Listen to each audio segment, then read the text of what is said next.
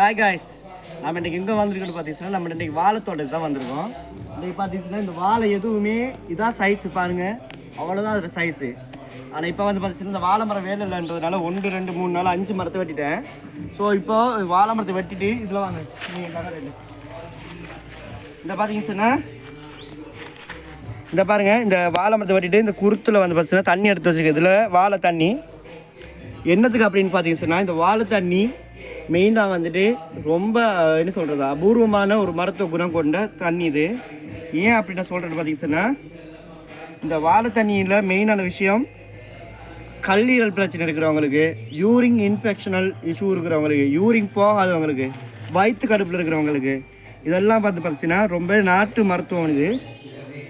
பாருங்கள் கொஞ்சம் கொஞ்சமாக நான் விட்டுக்கிறேன், நான் நிறைய வர மாட்டேங்குது. ஸோ கையால் எடுத்துக்கவா.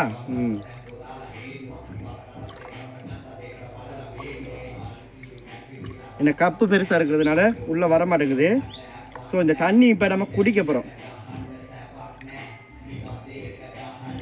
ஓகே, ஒரு கப்பு இது நேற்று ஈவினிங் வெட்டின மரம், இன்றைக்கி ஈவினிங் இதை குடிக்க போகிறோம்.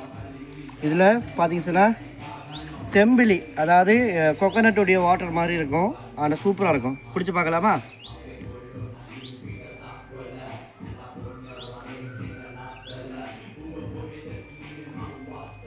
சூப்பர். கண்டிப்பாக வந்து பார்த்தீங்கன்னா வருஷத்துக்கு ஒரு காரணாலும் வாழை மரத்தில் தண்ணி குடிங்க.